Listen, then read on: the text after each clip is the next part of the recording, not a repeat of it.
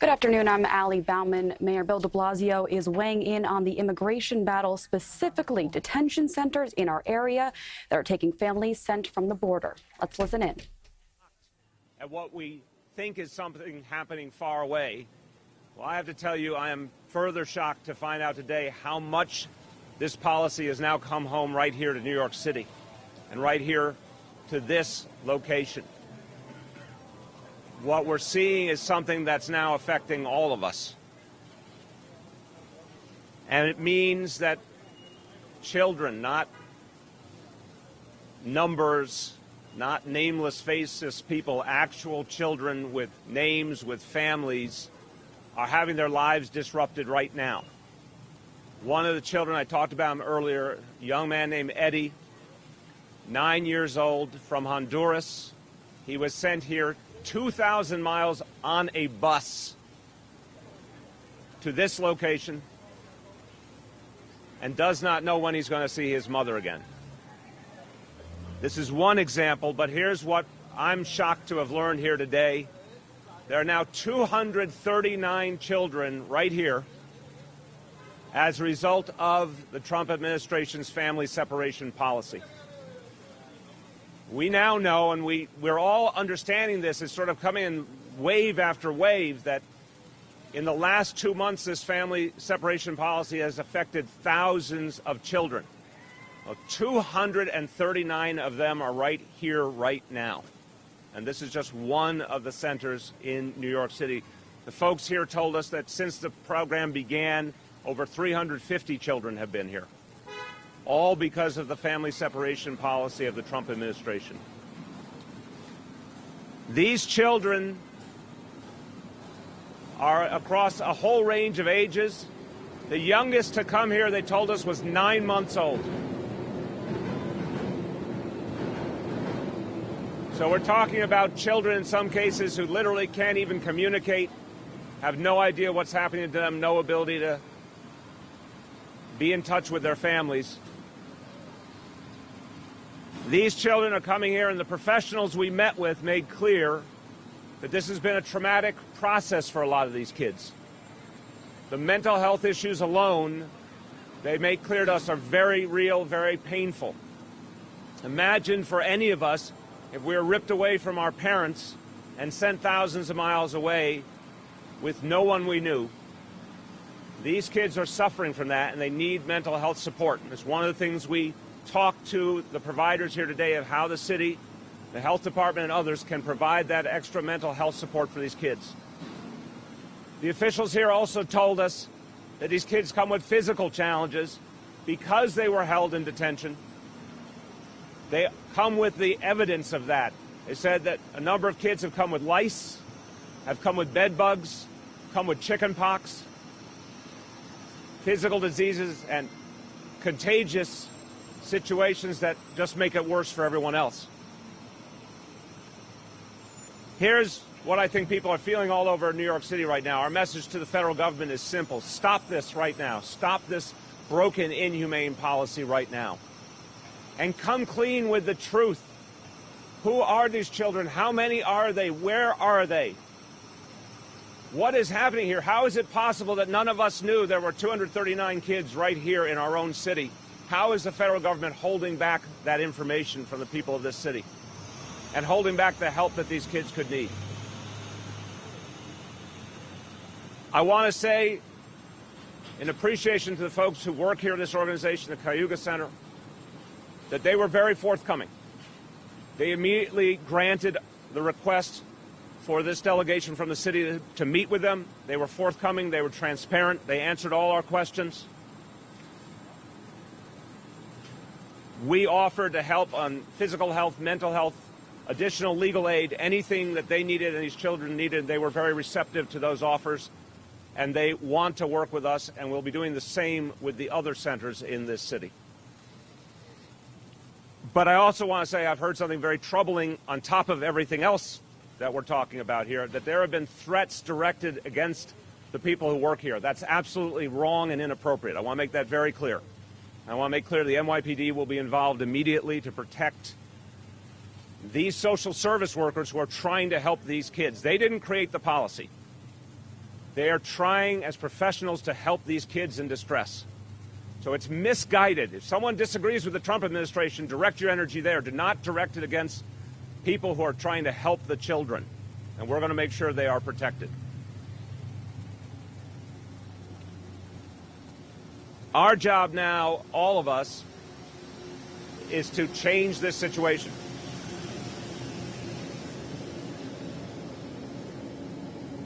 To pound down every door, to protest, to everything in our legal power, everything we can to break this policy, stop it, end it. And I think it's a moment of conscience that has very few parallels.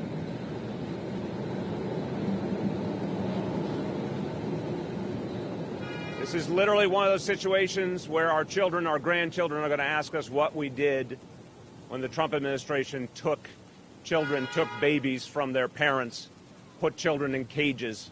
This is one of those moments where we are going to have to decide who we are as Americans. And it's absolutely unacceptable, and it must end. Because it's now come home to New York City, it's our responsibility to help these children. While we're working to fight to change the policy, it's our responsibility to help these children in every way we can, and we intend to do that. It's very quickly in Spanish.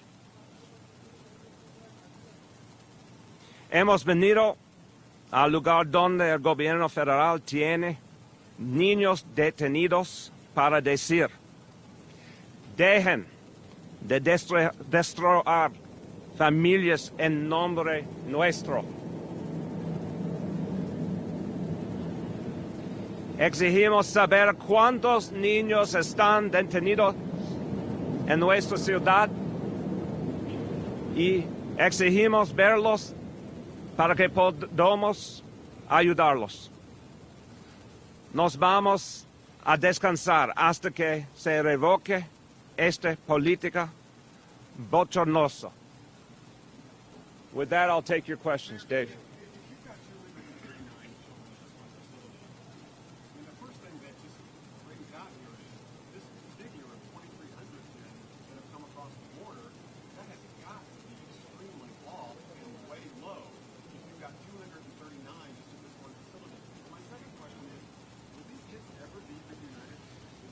Well, we have to make sure they're reunited. I mean, this policy is so fundamentally broken to begin with. The kids are being sent thousands of miles away from their parents. We have to change the policy. We have to fight to change the policy. But we also have to make sure that all of these kids are reunited with their families. And to your previous point, I'm asking myself the same question. If 239 children are right here, right now, is it in fact that there's many more children that have been taken from their families than we even know? Henry.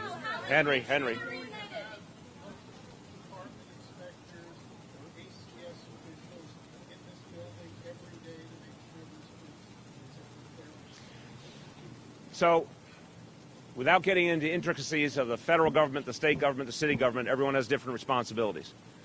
We were welcomed to be involved.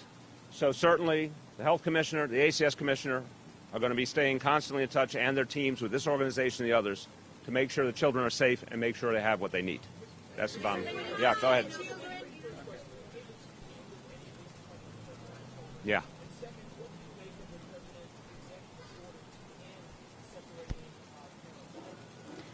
Look, this president has changed his mind on so many things so many times. I will believe it when we see the results, when all these families are reunited. That's the simple measure. When every single family is reunited, then I'll believe in the executive order. In terms of the children, I was invited to go to one of the classrooms. I would say it was about 40 kids, overwhelmingly kids from Guatemala. And there was a group of 3 teachers working with them. And I want to give the teachers credit. I thought they were very compassionate and very warm, trying to work with the kids as best they could under very adverse circumstances. Looked like the kids were being treated very well. But again, these are social service providers. You know, the images we've seen from the border are Border Patrol, ICE, folks unfortunately involved in detention. These are social service providers. They, in fact, work with the city of New York on behalf of kids here, too, as well. And I think they're doing their job.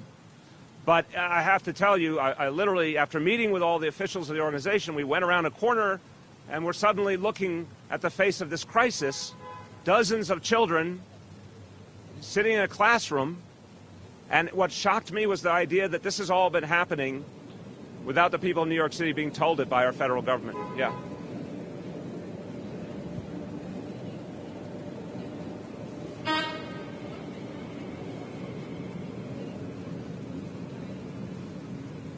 We're trying to ascertain that because, like all of you, we're learning for the first time the extent of this in the city. This is an organization we know, and we have worked with. The city of New York works with them all the time.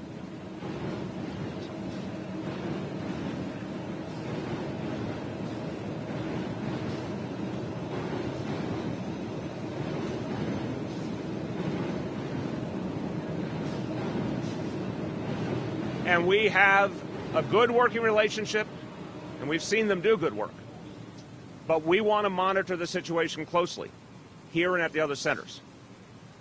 That's what we can do as New York City. The bigger thing we have to do is end this policy and get these kids reunited with their families.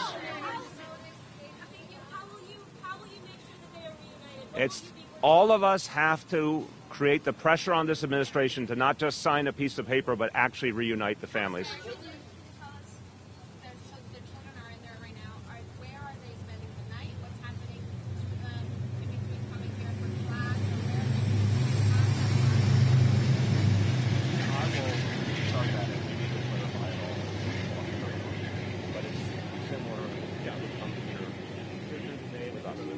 So this is a day facility where they come for classes and services.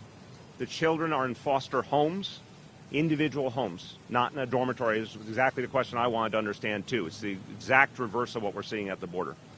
And again, Commissioner Hansel was telling me before we went in, ACS works with this agency on foster care for New York City as well. Go ahead.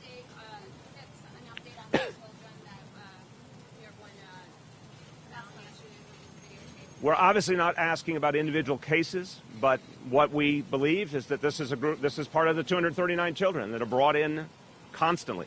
Understanding that these children need to be dealt with who are here already, some airlines said they won't carry children being separated from their parents. Can the city do anything to prevent the federal government from sending more children here? The challenge here, and this is what seeing this really brings up, we've got to change the policy and not inadvertently victimize the children in the meantime. And this is something we're all trying to make sense of, seeing it now for the first time. There's no question these kids are getting support here. The bottom line is they should never have been taken from their parents. If they're still taken from their parents but not given the education and the support and the social services and the health care, that's even worse. So we have to make sense of that. It's a very good question, but I don't think we have a clear enough answer yet. They're better off in a place where they're going to get physical health care, mental health care, and support. But where they need to be is with their parents. So it's a fair question, but I think it gets back to the core of things. The worst of all situations is to take them from their parents. Hold on a sec, hold on. Hang on a sec, hang on. Hang on. Okay.